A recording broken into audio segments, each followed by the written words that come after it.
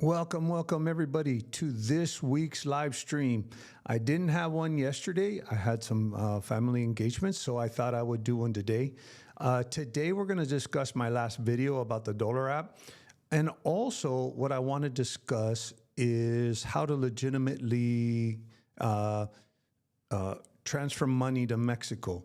Because not only is a Dolar App, someone brought to my attention that it's not just a Dolar App. There's a lot of what we call Fintech companies that are doing this type of stuff,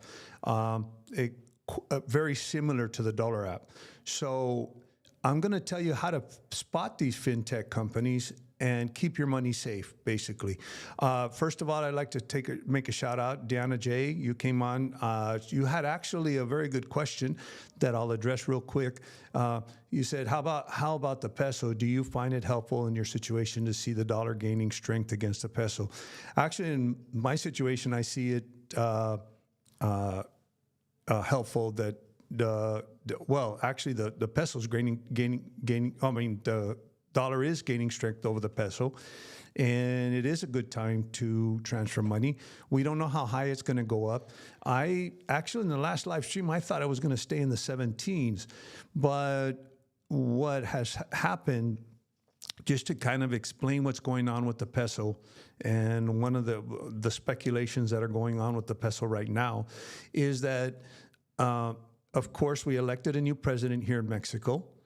Claudia Sheinbaum. She's from the same party as López Obrador, who's the last president. This current president, not last. He's going to be the last president, but he's the current president. And everybody thought that the peso was going to devaluate a little bit. This always happened. There's always instability in the peso and the dollar value when there's elections. But what happened is not only was there a surprise that Claudia Sheinbaum won, she was the front runner. It wasn't much of a surprise.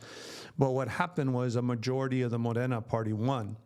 And there's been a lot of talk about changing the Constitution, different things.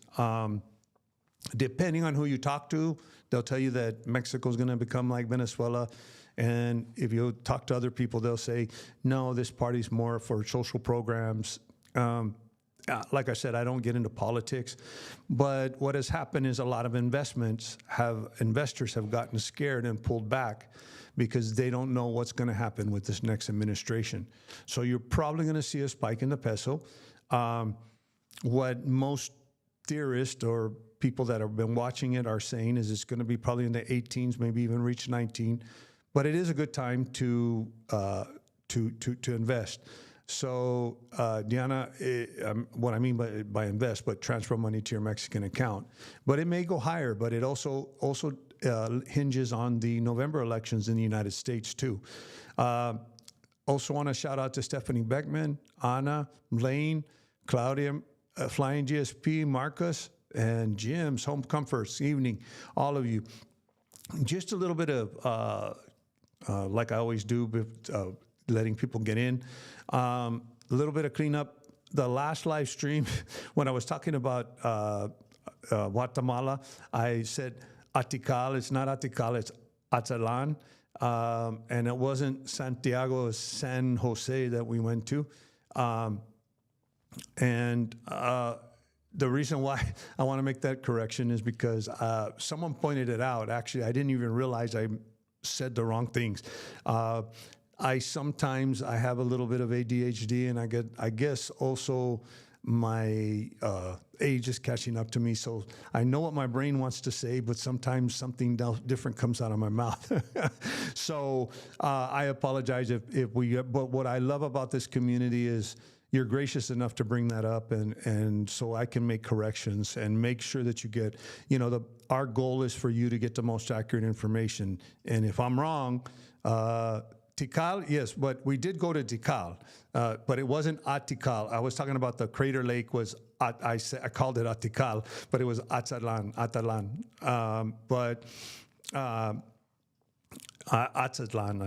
I forgot how to exactly pronounce it, but I love it that the community brings this up because that way we can keep that accurate information going, because sometimes I make mistakes. Everybody makes mistakes, and I'm not afraid to say I make mistakes. And I want you guys to get the best information and most current information possible. We're also going to talk about transferring money to Mexico. One thing that I warned about this Dolar App is two things. First of all, it uses cryptocurrency, which is not stable. And it uses it's a new banking platform type of thing. You'll see a lot of these online banks pop up where they give you great interest, they give you a credit card, all sorts of different things. And what we're going to do is we're going to kind of dissect that a little, because not all these apps are secure or insured, or they're very risky. And this is what happened to the Dolar App. This is what has happened to the company Synapse, which actually provides the financial services to the Dolar App. The Dolar App is just an app, but they need a bank. They need a way to get your money out of the Mexican account. They need a way to get your money out of your U.S. account. They need a bank to work with. Okay, so what they do is they hire what they call a Fintech company, financial technology. Fintech companies are not regulated at this time. They're being looked at very, very closely by most governments because they skirt the banking regulations because they're not technically a bank. Okay, a fintech company is just a platform. We facilitate the transfer of the money, and we are the kind of interface between the Dolar App or whatever app and the bank. Okay, but what happens? The fintech company is in the middle. So what happens when you deposit money, the fintech company goes bankrupt, then the link between the bank's over here. Let me see if I can get myself in the camera. The bank's over here, and the fintech company's over here, and there's someone in the middle. But what happens if the middle is cut off? That means there's no more link between the bank and the company. So that's what has happened with Synapse. They went bankrupt. They filed for Chapter 11 protection. My understanding is that they have sometimes, some companies have not lost their link, but they're bound to lose their link. And so what has happened? A lot of customers have basically had their funds frozen. They can't get access to their money. Some of these apps are still Yada Bank, which is supposedly one of the biggest ones affected. There's billions and billions of dollars frozen right now, but Yada's still operating. But even though they're still operating, more than likely they're using funds that are incoming to pay the funds that are outgoing, basically a Ponzi scheme. All right, and I'm assuming the Dolar App is doing the same thing, or they have enough capital, or they pulled out the money before Synapse went under. But we'd have no way of knowing because the Dolar App hasn't responded to this. All we see is ads for using the Dolar App, but you don't see any response as to what's going on with the relationship with Synapse or if they have another fintech company. But either way, even if they found another fintech company, you're going to have the same risk. Fintech companies are going bankrupt all the time. There was a famous one called BlockFi that went broke. And right now, it was brought to my attention that there's another service called Koba.ai that's doing this. They're not using cryptocurrency, but they're doing this banking where you can deposit money and then you can get your money out in pesos, or you can use your credit card. And a lot of these are really neat because they offer you a Mexican credit card, but it has to be secured with a balance, okay? And that's the way this Dolar App was doing it. They'll give you a Mexican credit card. So a lot of people thought that this is a great idea. Not only that, but the Dolar App advertises that we can transfer your money for $3 versus Remitly or Wise, where you're going to be paying $11 or $12 or $13 to transfer your money. Okay, so what happens? Everybody, wow, $3, I'm going to save a bunch of money. Oh, wow, I get a Mexican credit card. Well, what you don't understand is that money that's sitting inside your account, let's say you put $5,000 so you could have a $5,000 credit limit in that secured credit card. What happens if tomorrow they tell you you can't take that $5,000 out? What happens tomorrow if you say you don't have that $5,000 in the bank anymore? Now, someone also brought to my attention the Dolar App. They looked them up on Trustpilot. Trustpilot is a review site, and it's sort of like the Better Business Bureau on the internet. They only have a 3 stars, but what I've been noticing about the last couple of comments was, the last comment was, these people won't let me access my funds, probably because of Synapse. This is just days ago. Another comment that was a couple of months ago, probably before Synapse collapsed, was they switched banks. And when they switched banks, I had some hard time. But it wasn't the Dolar App that was switching banks. It was Synapse. Actually, that's what brought Synapse down. Synapse had a relationship with several banks, and Synapse was having a hard time with their balance sheet. So the banks basically held the money from Synapse. And what Synapse did is when they would hold from one place, they'd switch the bank. Okay, so now they're in trouble with about 3 or 4 banks that are saying, we're not giving you your money back because you owe us this money. But Synapse is saying, yeah, but I deposited and you owe us. And actually, there's some lawsuits going on right now. That's probably why they filed for Chapter 11 bankruptcy. But I had already warned people that Synapse already had a record of a bad record they came out in Forbes magazine actually with about the working environment. There were questionable questions about Synapse. So this is not nothing surprising. I'm not surprised at all. I did see one YouTube video where the CEO of Synapse did come out and try to make excuses why they filed for Chapter 11. They're basically saying they were bought out by another company, but they had to file Chapter 11 because the other company wanted them to, but that doesn't make sense. But here's the thing. We're going to see a lot more apps come out like the Dolar App, not necessarily using cryptocurrency, just like Koba AI. I don't know how they do it, but it's basically saying we're a bank. They put themselves as being this new high-tech bank. Now, I did look at Koba AI's website, and I'm gonna actually, let me see if I can pull it up, but if you look at the fine print, it says your money is not insured. Your money is not FDI insured. So let me pull this up right now so I can show you. Okay, now if you go here, it tells you how great you can get a Mexican credit card. You can do all your stuff on the App Store. You can get a Google Play app. Of course, this is the same as the Dolar App. They're backed by all these companies. And then when you go down here, it says Koba, and it says in Spanish that it's a Fintech company, and it doesn't deposit their fund. It's not FDIC insured. Now, some of these fintech companies will tell you that they're FDI insured, but they're not FDI insured. The ones that are FDI insured is the bank. So unless the bank, if the fintech company goes bankrupt, there's nothing you can do about the funds. If the bank goes bankrupt, then it's FDI insured. And that's the big misconception. When they say, oh, we're a bank, we're FDI insured. They're not FDI insured. They're only an app platform that is providing these services, and they're providing these services through a bank, a real bank, okay? The reason why fintech popped up, and I'm going to give you a little bit. I have a technology background. My original, not only that, but I investigated high-tech crimes when I was working in the federal law enforcement field and financial crimes. So I've gone and seen the evolution of fintech.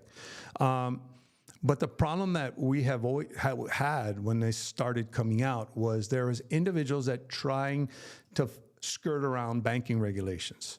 Okay, for example, money laundering regulations. I'm not saying that they don't have your best intentions in mind, but there's these money laundering regulations that are made for law enforcement to be able to detect money laundering, sort of as what we call KYC. Well, if you're not a bank, you don't have to KYC, know your customer. I don't know if you've ever noticed when you go to a bank, even here in Mexico, you need an RFC, you need your resident card, there's all these banking regulations when you open a bank account here in Mexico. Same thing in the United States. If you make any suspicious wire transfers, they'll give you a call and they'll say, hey, what's going on? Why did you transfer $100,000 from your bank account? Or you may even get that, and I'm going to tell you about one actual money transfer service that does this a lot. Oh, we noticed you're doing a money transfer to Mexico. You need to show us where the source of funds came from. You need to explain where they came from and why they came from there. So this is what we call KYC. Well, when you're a fintech company, you hide behind another bank. So if the government comes to you, sort of like the Dolar App, and says, hey, we want to know this cost. Oh, wait a second. We're not associated with the bank. We go to the other company over there or go to the bank. They're responsible. So these are ways of getting around banking regulations. Now, here's the problem with getting around banking regulations. I know a lot of people love their privacy and everything else. But when you're going around banking regulations, that means your money cannot be insured, okay? So what happens if from today to tomorrow, even if your money's moving, let's say you move $5,000 to your Mexican account tonight, and they say, oh, by tomorrow it'll be deposited. What happens if at 8 o'clock in the morning you wake up and that company went bankrupt? Maybe they were already in the process of going bankrupt, but they accepted your money anyway. You lose all that $5,000. You have no way of getting it back. That's the dangers of these companies. And I try to warn people about it. I do know that I've even put it in Facebook groups. I've gotten it deleted because, of course, nobody wants to hear it. But I need your help to spread my video. I'm actually going to do another video about fintech. I didn't even know this Koba.ai existed. I thought the Dolar App was the only one because it's been heavily promoted by several Mexico YouTubers, okay? And it's been deceivingly promoted by one Mexico YouTuber who his first time that he promoted it didn't even put paid promotion until people started questioning him. And this recently, he did a paid promotion saying, oh, I use the Dolar App all the time to transfer money to Mexico. And he doesn't even live in Mexico anymore. So he did put his paid promotion. So those are things that you need to look for. So when you hear somebody say, oh, this is the best, and I'm not even talking about the Dolar App. When someone says, I found this translator, these earbuds, I've seen this other commercial. I found these earbuds that you can translate. But if you see at the very beginning, it says paid promotion. That means the YouTuber is being paid to push those earbuds. So even though they make it sound like, now some YouTubers are transparent and they say, hey, I like this. I got this for free. Or they'll say, click on the link below, I get a little bit of a commission. I don't have any problem with that. But when they're trying to tell you that these are the best earbuds that I ever found, I found them and I bought them, and it's not true because they're getting paid by the company to say that, okay? And that's what happened with the Dolar App. That's why I've been warning people about this Dolar App. I don't have anything against any of these people that have promoted it. I just don't feel that it was promoted in the right way. I think it was promoted in a deceiving way, and everything to do to deceive. And I also know that I know one YouTuber got paid several $1,000s at least for one of his commercials because I saw his price list of how much he charges companies to do this. So, you know, you need to take these things into consideration. Let's get into, now, I can go into these fintech companies and everything else, but what you need to do, and this is the bottom line, and I need to get to all these comments here because people are saying, I use this, I use that, and actually they're using the right things. What I always say is when you're transferring money to from your U.S. account to your Mexican account, there's several ways to do it. And there's several legitimate ways to do it. People that have been approved by the banking industry, people that that have been around for a long time, that have proven that meet the regulations for the countries they operate in. Those are the people that you need to trust with your money. Also, the other option that a lot of people say is I just use my Charles Schwab card. I have a Charles Schwab account, no ATM fees. They just go to the ATM, take out money when they need to take out money. I use it to buy groceries. instead of I have a Mexican account too. My wife has one. I have one. But we do that because of transferencias, and I have a Mexican credit card, which I pay off every month. You don't want to get a Mexican credit card. A lot of people talk about Mexican credit cards unless you're going to pay the balance every month. But what's nice about Mexican credit cards is you can sometimes pay over time, or it's a good thing to have. I got it through my bank just by banking with them. They offered me the credit card, and I took them up on the offer. But I do pay the balance off every month, not every week. So there are several services that I'm going to mention, and there's also using your Charles Schwab card, your ATM card. No ATM fees, and there's no ATM fees, and not only that. Hey, Michael. Not only is there no, I think Henry Liston popped in, and Jetlag, I think I already, and Cindy Kawa, welcome. But these companies are companies that, like I said, have a reputation of being legitimate companies. So there are ways of legitimately moving your money to Mexico. Now, here's the thing. You're going to pay a little bit of money. Hey, James. Great to see you. You're going to pay a little bit of money to do this. The fees vary. I use a service called Wise. It was called TransferWise before.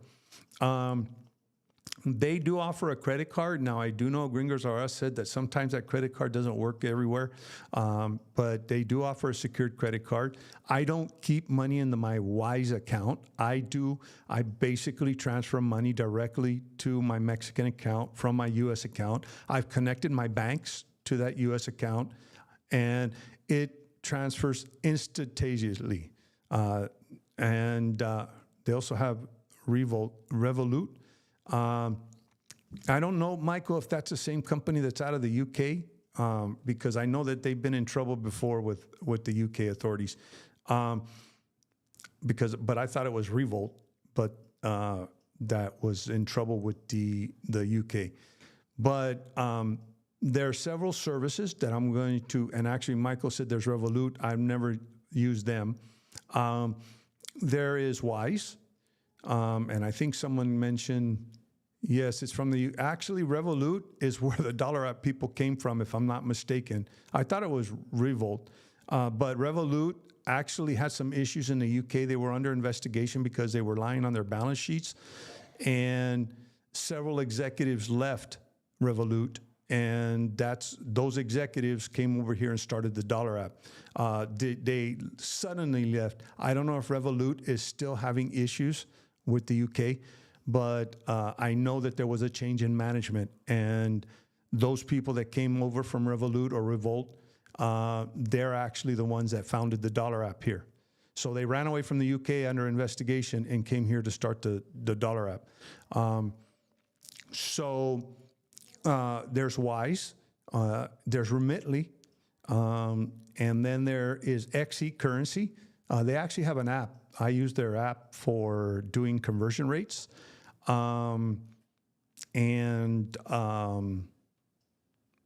There's Zoom. Zoom is partnered with PayPal. Someone said here that they use Zoom. And there's Western Union. Those are the 5 that I'm aware of that are very, very legitimate companies. I had not heard of, I had heard of Revolut, but I had always known them as Revolt, or maybe they're two different companies. But I do know that the founders of the Dolar App left the company that was under investigation. I'll have to look back at my notes. Here's the thing. Sometimes my brain says one thing, or I read one thing and it actually said something else. So it could have been Revolut that was the one that was under investigation. I have a little bit of ADHD, and so I apologize. That's what happens to me now when I said Atical instead of Atzalan. Those things happen to me, and that's what's great that I love about the community is they're able to correct me when I'm wrong so that you guys can get the right information. Now, they all vary in exchange rates, okay? Now, the nice thing about using your Charles Schwab card is they give you the current rate of the day, usually whatever the rate is at the beginning of the day. So those are the 3. Now, Zoom, I will tell you, I've used Zoom before. they charge a lot, and also their rates are lower. They don't go like on the actual exchange rate at the time. I do know that, so I quit using them because I was like, I'm getting messed over by a peso or two because of their exchange rates and their fees by the time it was finished. And then I went Western Union. Western Union gives you a good thing, but Western Union has a very, very, very, very, very strong anti-money laundering. And anything over $500, they start questioning. They want to know your bank. You have to show. Yeah, actually, several of my, I sent like $1,000 or $1,500 to my account, like I normally do every month to cover my bills and transfers. And Western Union froze my. And actually, I thought, okay, after the first time, they're going to see who I am, and they're not going to. No, every single time I tried to send money, it got frozen, and I had to send in a copy of my driver's license, my social security number, my bank account information, where did the funds come from? And Western Union blamed it on the Mexican bank not accepting the wire transfer. I know for a fact, because I worked with Western Union, I will tell you that they're lying. It's their money laundering program. They want to keep it secret. It's nothing secret because it's very well known. I'm not revealing any secrets that aren't unknown. I should have known better because I have worked with Western Union on money laundering issues, and their program is super, super strict. So, and here's the thing, Western Union, and I'm going to explain why. It's not a bump on the company. Western Union is very common to send money remittances here in to Mexico from the United States are at an all-time high right now. There's been speculation that a lot of money gets sent to pay for illegal alien smuggling, to get paid for money laundering purposes, all of that stuff. So Western Union is the target for enforcement, money laundering enforcement, so they have to do their best to make sure that people aren't laundering money through their service. So that's why they'll hold your money up. Because you can walk into a Western Union in the United States at a convenience store, send money with hardly any ID, and the other person on the other side can pick up the money basically with just a transaction number and their name. Okay, so they have to be a little bit more strict about money laundering issues. So Western Union, yes, they will transfer money, but more than likely, depending if it's more than $500, even at $500, they might freeze your account. Not freeze your account, but freeze the funds until you send them the information. I just got tired of sending them the information. I don't have anything to hide.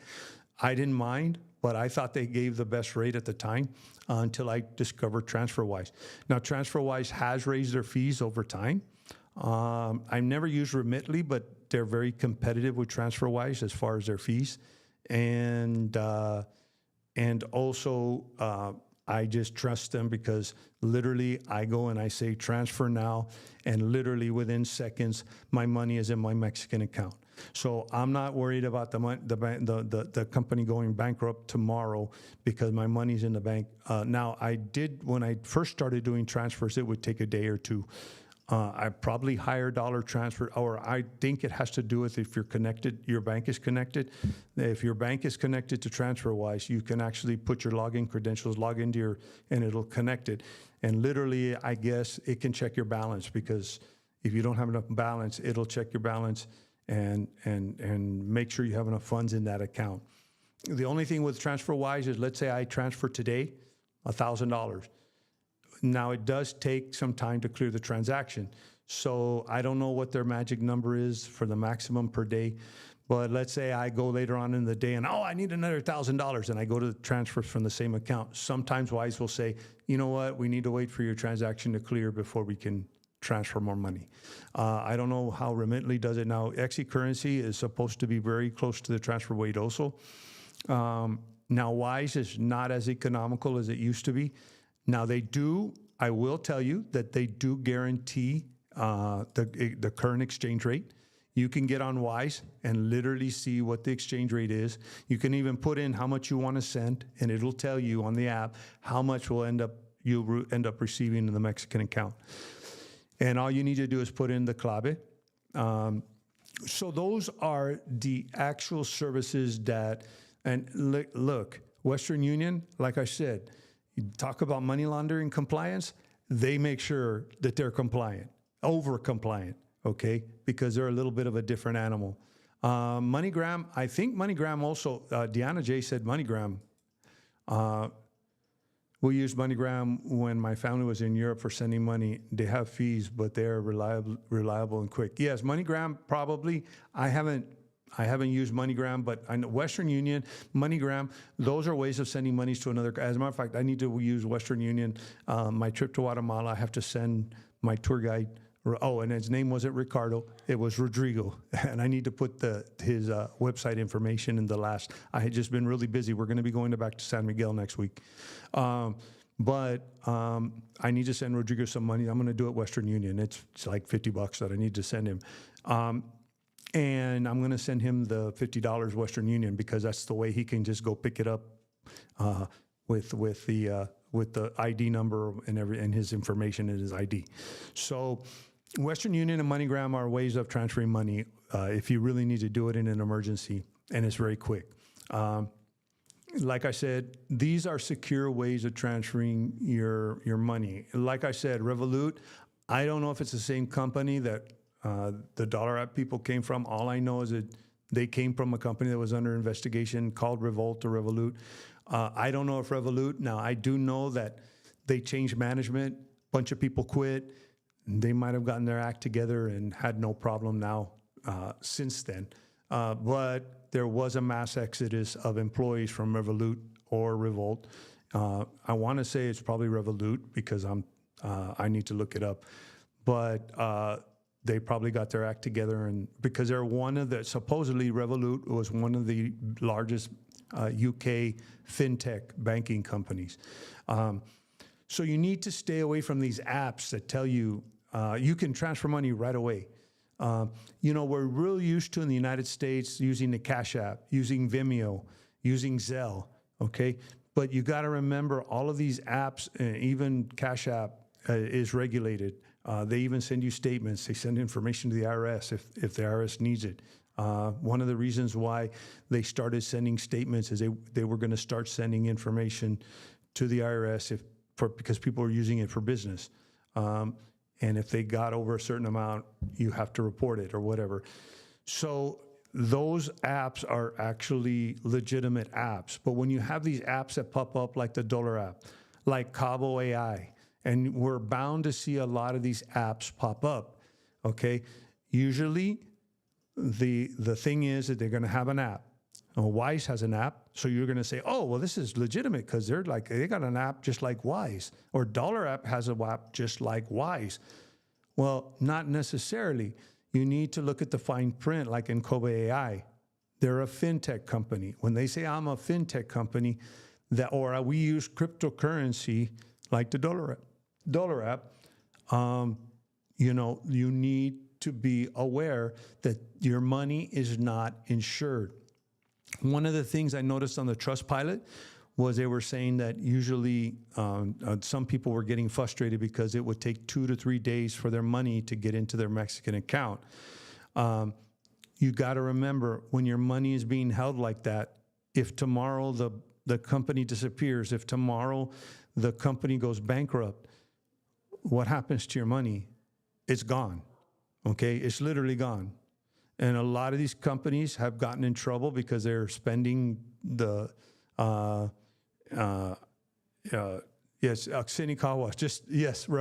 Okay, it was not Revolt. It was Revolt. You know what? I probably read it Revolt and actually I said in my video Revolt, but it's Revolut.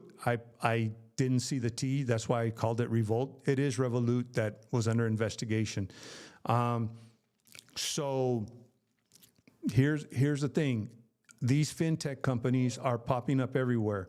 Now, there is talk in Congress that they want to get more control of this, more regulated. Regulations can be bad, and also they can be good. We know I have a tax accountant that I talk to all the time, or that I was talking to a long time ago, and he was talking about how the IRS was the evil And you know what? I see the IRS as, I don't want to give my money to the IRS. Nobody does. But a lot of the laws that are placed in place, I guess the IRS is kind of taking advantage of, and I kind of agree with that. But at the same time, I agree with why the law was put in place, because I was there. I used those laws to my advantage when I was doing investigations. So let's get to a couple of things. Deanna J says, even my credit union uses Wise for transfers. We have a personal relationship with them, and they always help us out when we are out of the USA. That's great. And you know what? The credit unions are great. I have another credit union account that they also refund me on my ATM fees. Check with your credit union and see if they and make sure they don't charge you international fees. Charles Schwab's not the only solution for just using your U.S. debit card, and this is another thing. Wise is a legitimate, like Deanna said, her bank or her credit union her credit union uses Wise to do their transfers. So that means it's a legitimate company. And I'm not saying that the Dolar App is not a legitimate company. Also, Fintech, I will say that the purpose behind Fintech is decentralized banking, in a sense. That was the purpose of cryptocurrency. But here's the problem. When it's not regulated, you're going into a space that's out in the Wild West where your money's not insured. And I guess the Dolar App people, I'm not going to say that they didn't have bad intentions. They're not out to scam people in the sense of, we're going to take your money. They were out to try to find a solution. But here's the problem. They're not totally honest with their solution. I mean, they're telling you they're buying cryptocurrency, but maybe they're not even buying cryptocurrency. You're just being told in an app that you have this much cryptocurrency. Are they really buying the cryptocurrency? You don't know. The app is telling you that, but you don't know what the backbone is. Now, fintech companies were set up to get around banking regulations, and many people like to use them because, hey, I want to act anonymously. I don't want the government to know what I'm doing. That's fine. But also be aware of, if that fintech company goes under, you lose your money. Okay? There's no going back. The reason why banks are insured is because they follow regulations. Okay? That's why they are FDIC insured. They have to follow certain regulations in order to be FDIC insured.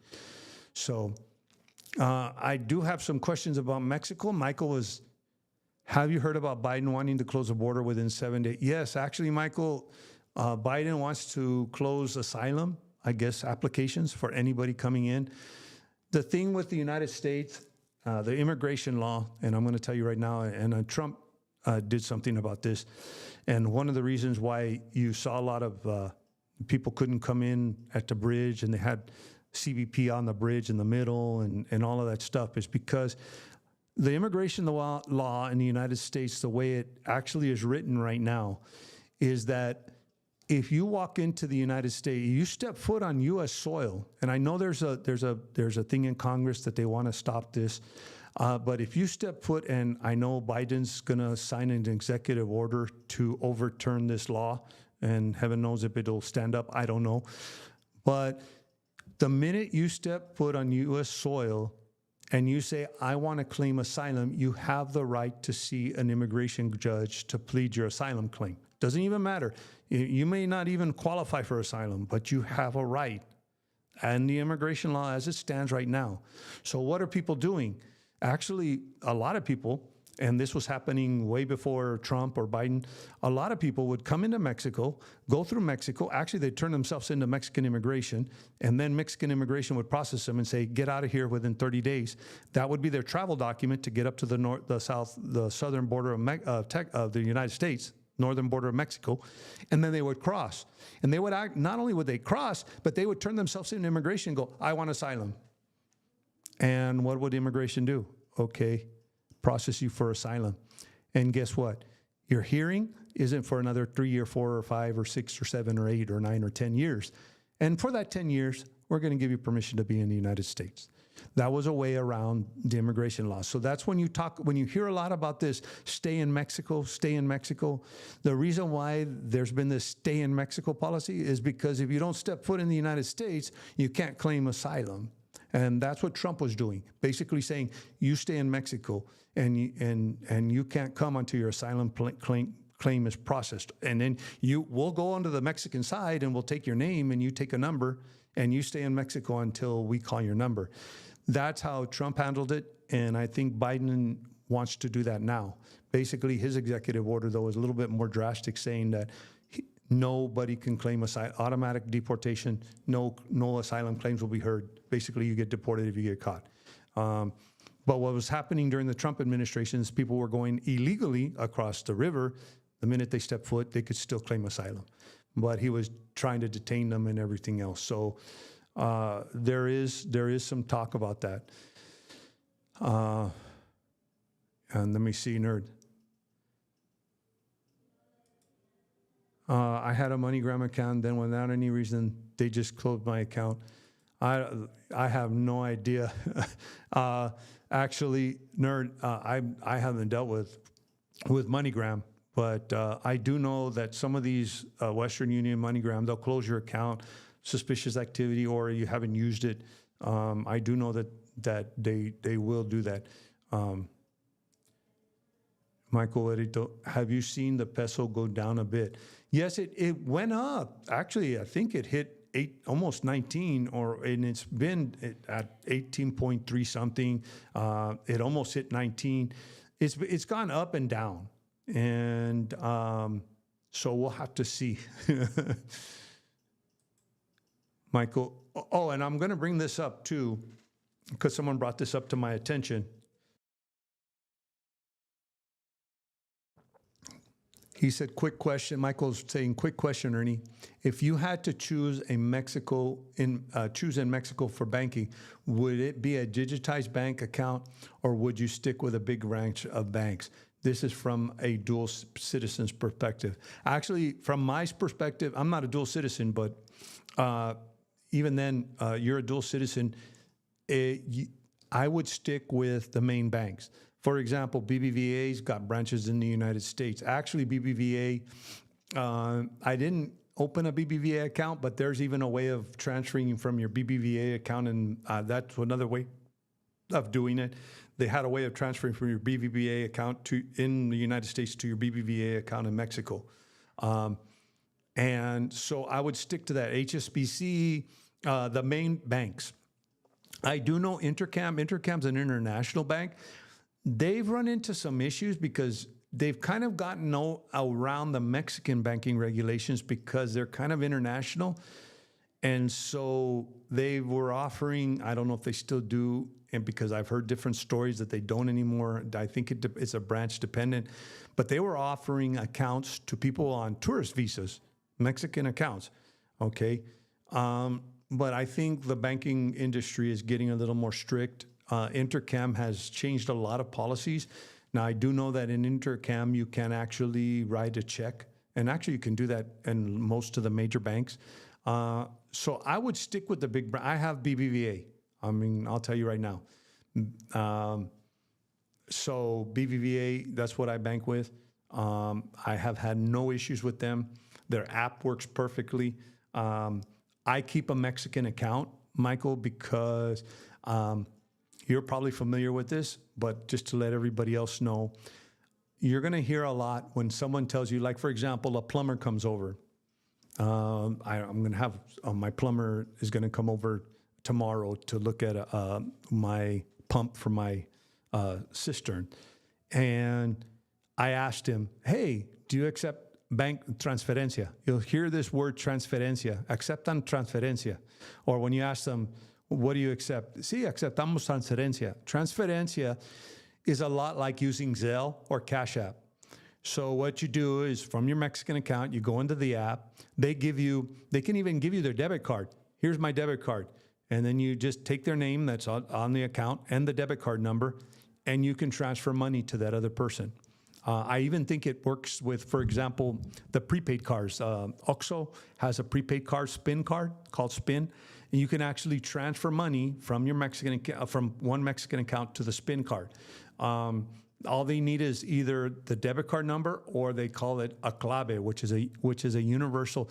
In the United States, you have a routing number and a bank number, an account number. In Mexico, it's all one number. The first numbers identify the bank, probably like a routing number, and then the last numbers are your account number. So all you do is say, what's your clave? Send me your information and I'll send you 2,000 pesos. So for example, my plumber's gonna come over and fix my plumbing tomorrow. I don't have to go to the ATM to actually pay him the 2,000 pesos that he's gonna charge, or 1,000 or 500 pesos. All I need to do is go into my banking app, as long as I have a balance, and transfer the 500 pesos to my plumber. And also, the cool thing, I know with BBVA, that I've had some people that would tell me that they don't have a Mexican account, and they also brought this to my attention. They take payments this way. This was in San Miguel, is you can do a withdrawal from an ATM without your card. So what you do is you go into your app, and you say, I want to withdraw money from the ATM without my card. And then it'll give you a code of numbers. So what'll happen is whenever I think it was one time we purchased something and they said, oh, well, you can do it. We don't have a bank account for transfers. And we were about 50 pesos short. So we said, how do we send it to you? Oh, we can do it, withdrawal. So all we had to do is go into the app, and then we took a screenshot. We sent the screenshot with the codes to the person, and that person went to the ATM, typed in the codes, and they withdrew the money. And we basically said how much we're going to withdraw. And I have done it before because I forgot my debit card, and I've actually gotten on my app and withdrawn without having to have my card with me. Anna, let's see here. Anna, we need to sell stuff before moving. Deans we got 30 years ago. No receipts now. We want to sell on eBay, but eBay asks us for our social security number for reporting the IRS. How can we prove no profit? I'll tell you what, Anna. I don't know the new policies of eBay, but I do know that they do take social security numbers for the purpose of, because people are using it as a business. You can probably, I don't know, you'd have to talk to an accountant there in the United States. You might have to report it because it may, if they send you a tax form, it'll be reported to the IRS. And if it meets certain thresholds of how much money you made or whatever, and actually it could be taxable income regardless, even if you didn't make much money, you sold it, even if you bought it 30 years ago and you sold it you have to show that maybe you bought it for more or something. That would be something you need to do on your taxes because it could be taxable income, actually, believe it or not. If you buy something from Walmart and then sell it, whatever you sold it over would be taxable income. So, and you cannot bring my piano. Yes, Anna. And here's the thing: you might say that piano is valued, and here's you also have a depreciation on equipment. For example, I have a Mac Studio that I do my video editing on, and I'm sorry if I hit because I have a microphone arm here and I hit it, and sometimes it picks up on the microphone. But and I don't have a shock mount on this back in San Miguel, but. What'll happen is, for example, your piano, I bought this Mac Studio for $2,000, but I couldn't sell. I could probably sell Apple products, sell pretty decently close to the price, but my Mac Studio is only going to be worth $1,000 this year. Okay, maybe I'll pay $2,000 for it. I'm just throwing numbers in the air, just to give you an example. So let's say I sell my Mac Studio for $2,000, but I originally bought it for $2,000. Now I'm going to have to either show somehow that I didn't make a profit because I bought it for $2,000. But the IRS may argue that, well, it's only worth $1,000 now, so you made $1,000. So those are things you have to take up with your accountant. I've had some situations like that, and even my YouTube income, I have to, which is nothing. It's like, I guess, $500 at the end of the year. But it's like, okay, I have to report it, but then I have certain deductions that I can take. Now, I'm only able to take those deductions for so much long and everything else, but I leave all of that stuff up to an accountant if I can take deductions or can't or whatever. Oh, wow, you're going to Hawaii, Michael. Hawaii is beautiful. I haven't been to Hawaii. My wife loved Hawaii when she actually lived there for a while. I'm heading to Hawaii as a summer vacation spot. Yeah, it's beautiful there. Hey, nature lover, how's it going?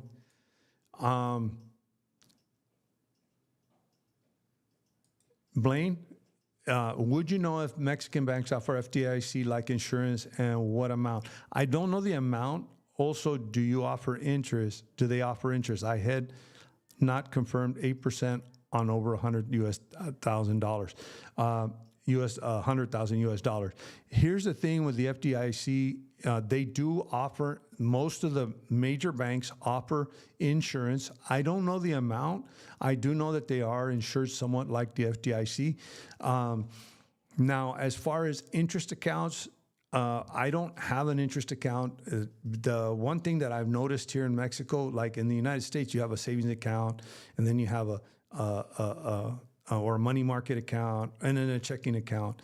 Everything over here is sort of like just you have an account, and you have to keep a minimum balance without.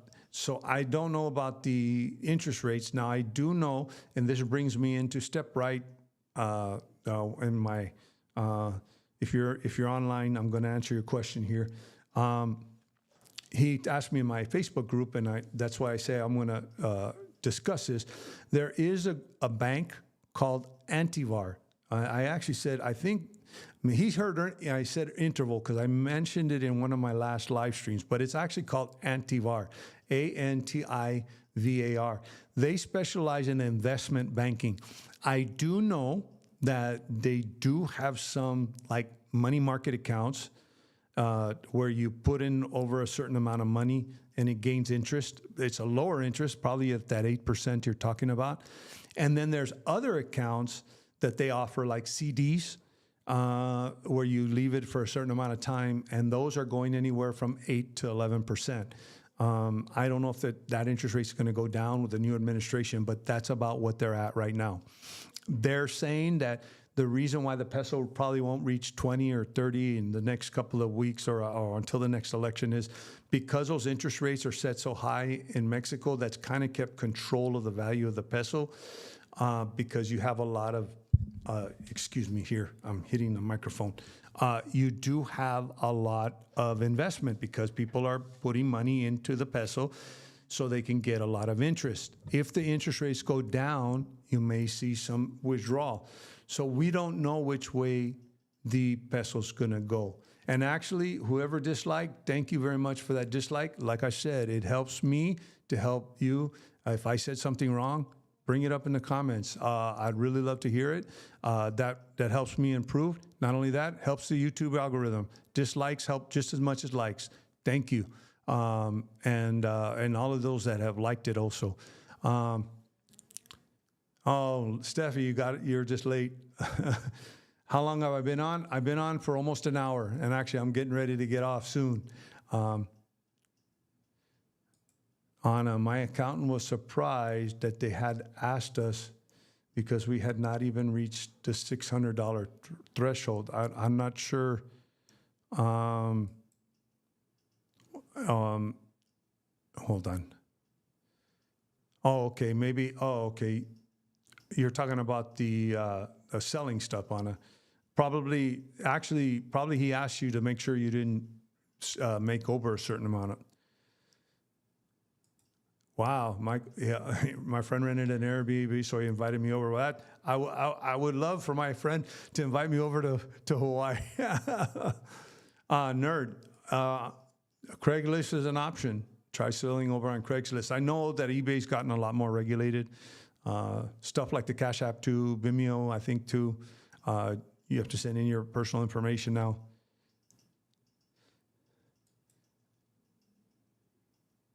Steffi, thanks. Yes, just in time. Thanks for answering my question. I have an account with Mercado Pago. I have an account with Mercado Pago who now makes cash loans. They sent me an offer to keep money in my account for 11% interest. I've never heard of Mercado Pago. Is that related to Mercado Libre? Probably, maybe. But I don't know anything about Mercado Pago. I think I've seen it on the Mercado Libre. I don't use Mercado Libre, but I think maybe I saw that on the Mercado Libre site, the Mercado Pago. Any more questions before I wrap it up? Because I like to keep it at about an hour. Sometimes I go to an hour and 20 minutes, an hour and 30 minutes. Just before I go, if I don't get any more questions, next Sunday, I'll be traveling or over the weekend. So next Sunday, I don't know what day we're going to be leaving, Saturday, Sunday, Monday, Friday. I'll be traveling. Oh, yes, it is. Yes, it's associated with Mercado Libre. Yeah, and actually, Nerd, if I'll look into Mercado Pago, but I also think that Mercado Pago also offers you, like when you pay, if you pay, you can pay in overtime, something like that. It's kind of because I thought I saw one time pay in 12 payments with Mercado Pago. But I will be traveling next weekend. I don't know when, Friday, Saturday, Sunday, Monday, Tuesday. I don't know when. So I probably won't be holding a live stream because we're going to be, if I'm not traveling, I'm going to be packing because we're going to go back to San Miguel. I really appreciate you guys. I will try to get, I'm not going to get any more videos together this week because I'm going to be packing up my computer after this live stream. And hopefully once I get settled back in San Miguel, we'll be back to normal again. I did tell you on my last live stream that I still have my Guatemala footage. And I think I want to do a little bit more on fintech companies so that people can understand. And what I do ask you on this Dolar app is spread the video, share it with your friends, share it on Facebook. You know, it's not because I want to become a better YouTuber or want more likes or want more views. It's because this is something that's dangerous to the expat community. Because many people will say, look, I got an app that I can put money in. I can get a credit card. And we're not just talking about the Dolar app. We're talking about any kind of fintech, Koba, AI, any of these fintech companies. They're not stable. They're not regulated. They don't have insurance. They're fly-by-night companies. And one of the biggest fintech companies, I'm going to give you an example, and I've used it already, BlockFi. BlockFi was one of the first fintech companies to break the mold in fintech. They were the ones to make the mold, not break the mold. They were the ones to make the mold of fintech. They went out of business within 2 years, 3 years. What happens with these companies? They lose capital. They don't have enough cash flow. If everybody rushes and takes the money out all at the same time. Some of these companies have been notorious for spending all the money that gets deposited, and then they're, like I said, robbing Peter to pay Paul. The only thing I can assume with the Dolar app is that they're taking their deposits and they're taking what the people are depositing and then putting it in, and then they're using that to pay the people out, and then they're basically juggling your money. Okay, but that can only, it's basically a Ponzi scheme, okay? So a lot of these fintech apps, actually they juggle the money for a couple of months before they go under. And I don't want to see anybody lose any money over this. Whether it be the Dolar app, whether it be Koba AI, no matter who it is, I don't want to see people lose money over this. And I'm sorry if I argue with people on Facebook, don't use the app. People say, oh no, blah, blah, blah. As a matter of fact, somebody even said, is this app dangerous or risky? Well, most of these apps are risky, but when you have a bankruptcy, it's dangerous. So it can go from risky to dangerous. Now, if you don't mind losing $100 and you need to get it to from point A to point B, okay, use the fintech app because you're only gonna pay $2 instead of $10. But what, is it worth saving the $5 or $6 or $7? Oh, Steffi, if you haven't addressed Wise versus Remitly versus XE for best way to take advantage when peso drops, if you didn't answer, don't worry, I'll rewind. Actually, Steffi, I did go into Remitly, Wise, and XE, but I actually listed those as my preferred services that are legitimate when I'm talking about this. Now, Wise and Remitly, they pretty much use the exchange rate. There might be some people have told me that Remitly sometimes gives a better rate. Wise actually has a little button where you can push, and they'll actually tell you compare their service with other services. And actually, if Remitly is doing better, they'll even tell you there that Remitly has a better rate. I use Wise, Steffi. Steppy. I use Wise because I know that they work, and I know that my money's instantly in my Mexican bank account. Literally from within seconds, it's in my Mexican bank account. I'm willing now. Wise. One thing I will tell you with Wise over Remitly over XE is Wise probably has the highest fees. And I even keep getting these notifications that we're going to raise the fee. Now, the best way to pay with Wise is both ACH transfers direct from your bank when you connect your bank. They do offer credit card, but of course they charge a lot more for credit card.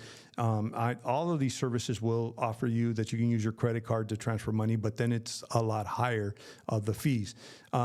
Wise, Remitly, and XE will use the current exchange rate. The one thing that's going to differ is the fees. I don't use Remitly, but my brother-in-law uses Remitly, and he swears by it. Actually, he'll use it over Wise. I think it's a personal preference. I like Wise because I already have built a relationship with them, and I know that my money's going to be in my bank account within seconds. And I've literally transferred large amounts of money, and literally it's been in my bank account within seconds. I can't talk to you about Remitly. I can say that Remitly is legit. XE is legit too. I use their app, but I don't use it to transfer money. I use it for the current exchange rate. So they're going to give you the current exchange rate. All those companies are great companies to work with. They all meet the banking regulations or whatever regulations in whatever countries that they're operating in. Actually, there was even a point where Wise was even looking at having to pull out of the United States because they had to change some of their policies, and they changed them so that they could keep operating. What I would do is go into the Wise app, go into the Remitly. I have the Remitly app. I just haven't used it. Go into the XE currency, Steffi, and use that exchange rate comparison. Wise is pretty honest. I mean, I've even seen where it says Remitly is a better rate. Or when you send it. What's cool about Wise is you will put in like $1,000 and it'll tell you exchange rate, here's the fee, and then this is how much it will end up in your bank account. I don't know if Remitly does that, but if it does, go into both apps and find out which one's the best one. What I have found when you're transferring like $200, $300, it could make a difference because the fees, there's a fixed fee and then there's fees like a percentage. And it could get pretty expensive, but like I said, I pay for the convenience and the knowing and the security that it's going to get to my Mexican account. And one thing that I've noticed, even using Wise, like even transferring $1,000, I'll look at $1,000, right? Because $1,000 is going to be one to whatever, and I'll look at the exchange rate, 18.9, and then I'll see that I'm going to get 18,600 pesos in my account. Okay, that means I took a 0.4 loss. Okay, if it was 18.9 and I get 18,500, and then I'll say, okay, is that worth taking the 0.5 loss? If that makes sense, Steffi. What you really need to do is look at their fees, and I do know Wise has gotten a little bit more expensive than it. Wise used to be the cheapest, easiest way, but I do know that they have changed their fees. A lot of it has had to do with regulations that they've had to start dealing with and changing their system. And also, it is costing them more money depending on what country they're sending money to. I think with Mexico, it's costing them more money to wire the money, so they're passing that on to the customer. But unless Wise gets way out of hand, I personally stick to Wise. I have thought about using Remitly because I have seen, actually on the Wise app, if you go into Wise and you put, I want to send $1,000, and then you say, it'll say how many pesos you're going to get in your account. And actually, you can even say, I want to get 6,000 pesos in my account, and it'll tell you how many dollars. You can fill in either section. And what's nice about it is that I can see how much I'm going to get in my account or how much I'm going to pay to get 6,000 pesos into my account. And then I can also go down. I think you scroll down, or there's a comparison button.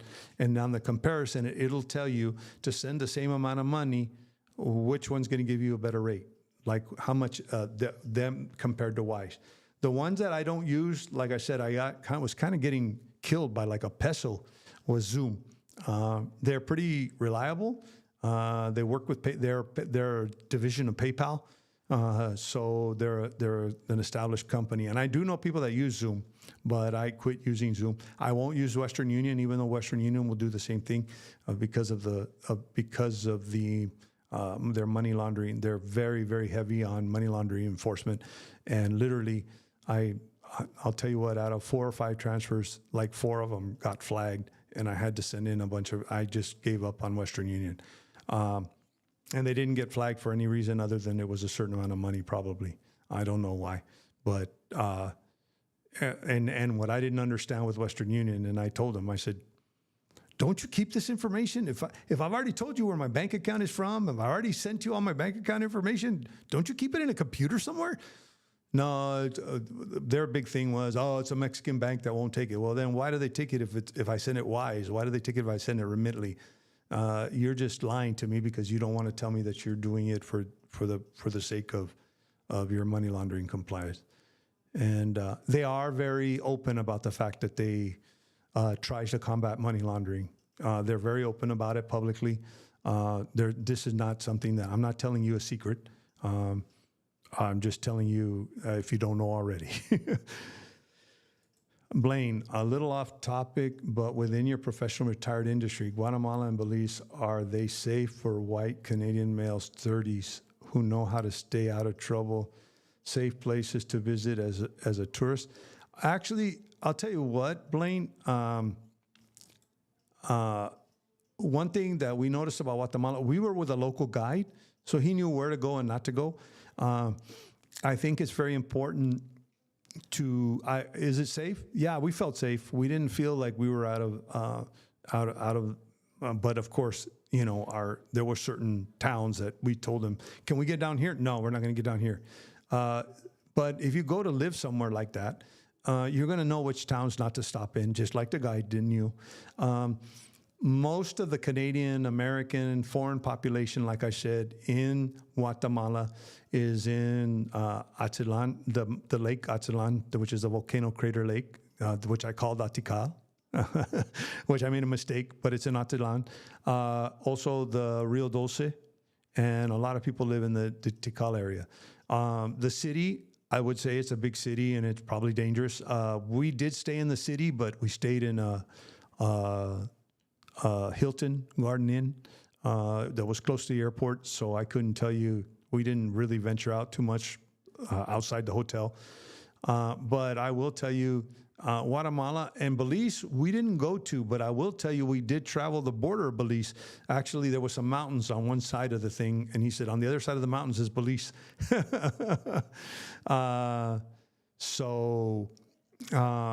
And our guide told us that Belize is pretty safe, and actually, he's taking people over to Belize, and we might, the next time we go, we're going to actually ask him to take us to Belize. We might even do a whole South American thing where we go to El Salvador, all of that stuff. He knows where to go, how to get there to Belize, go over to Belize. But I would say, depending on where it's like anywhere else, Blaine, you just got to know where to live. Antigua, and Antigua is another place where everybody lives. The Antigua is more like the San Miguel, a little bit more expensive. Antigua is totally, we'd walk the streets of Antigua even at night, and it was fine. And then the Rio Dulce and Atitlan is a little bit different. It's a little bit different. I don't know if you've seen this, but Highway 57 was in the news again recently. ZCDN says any vehicle on the road between 12 a.m. and 6 p.m. will have to pay protection fee to travel the road. Actually, nerd, I heard that. I saw some news on that. I was going to do a video on that. They're supposedly setting up checkpoints, and basically you go through the checkpoint and you have to pay a fee, kind of like protection money. But I will tell people not to travel between 12 a.m. and 6 a.m. in the morning. And that's just because criminal activity happens at those hours. So I did hear about that. And that's why I tell people not to travel on that road, any of the roads at night, even after 7 or 8 o'clock at night. Minute it gets dark, not a good time to travel at all. But I will look more into that, and I will report on it. The only thing, nerd, I've been really busy with trying to get back to San Miguel, so it's been really hard for me to keep up. Angel Pablo's corn dog. Hola, waiting for my flight into Querétaro. So excited. Oh, so you're on the road. This sounds like a replay. Nope, we're live. Angel, we're live. Actually, I'm getting ready to sign off, though. You caught me at the end. We're at 1 hour and 15 minutes. So if you want to replay the thing, you're going to have to go back later. I haven't taken the liberty of taking that first 5 minutes off my last live. I apologize because I just haven't had time to get on. We've got something going every single day. And also yesterday we celebrated Father's Day. That's why I couldn't come on live. I had family over here at the house. And so we celebrated it early because we're not going to be here. But if there's no more questions, I'm going to go ahead and sign off. We've been on 1 hour and 16 minutes. I try to keep it to an hour so that those of you who want to see a replay can do the replay and you don't have to sit there and sift all the way through and a 2 hour live. But I always will stay on longer if people have more questions. And Angel, safe travels on your trip to Querétaro. I will actually be in that area by next week, probably sometime. And thank you all. I really appreciate you guys. And I have this great audience, like I said. Actually, when my Guatemala live stream, when they pointed out that, hey, are you sure you didn't mean Atzatlán, not Atical? And I'm like, wait a second, I did say Atical. And actually, I said Ricardo, not Rodrigo. So I haven't had a chance to put in the comment. I did respond to that, and they're like, oh yeah, I messed up. And I might say something tonight that I might have, or maybe just like Step Right said, are you sure you didn't mean, I think it was Step Right that said, are you sure you didn't mean, or interval? You said interval. And I'm like, oh, it was antivar. Did I say antivar? Did I say interval? I might have said interval. More than likely I did. So I really appreciate you guys because you bring these things up. I don't mind being corrected. I really don't. I think that keeps the integrity of my community. It keeps the integrity of the channel. And you know what? I learn things from you guys every day, not just. As a matter of fact, I didn't even know Michael Juarito even told me about Revolut. I didn't even know Revolut offers services over here. I just knew that they were under investigation in the UK. And then I didn't want to make a mistake because I guess it is called Revolut. It wasn't called Revolt. And that's a correction that I want to make to the Dolar App. It wasn't called Revolt. These executives that started the Dolar App left Revolut because they were under investigation from the UK. I don't know if those particular people were under investigation, but they had a mass exodus of executives and managers. And I do know that the founders of the Dolar App left the UK and came here to start the Dolar App. So I'm not accusing any of them of being involved with anything bad in Revolut. But it doesn't look good for optics when you come from a company or you're running from a company that is under investigation and then you start a new company that uses the same technology and all of a sudden you're starting over again. It just is suspicious to me. I'm sorry. I spent 30 years as a cop. So maybe It's my cop mentality, but I always err on the side of caution. And I ask you guys to err on the side of caution and spread this video around and show your friends. If you know friends that use this app, show them the video. I have several videos on this. Show them the live stream where I explain how fintech works. The problem with these apps is people don't understand them. People just know that I take my money from point A and I get it to point B. But what you don't realize is from point A to point B, your money may be at risk. And just because an app tells you it's secure, don't worry. Well, I can tell you that too. I mean, give me your money and I'll guarantee your money's secure and I can walk away with it tomorrow, right? It's just a promise that I'm making. There's no FDI insurance. And I showed you on the Koba app. They even put it in fine print that you can't read. Or maybe it's just you're going to look over. And then you lose your money and they're just going to say, well, sorry, you can't sue us because we had it in the fine print. And so just be aware. And like I said, just be aware.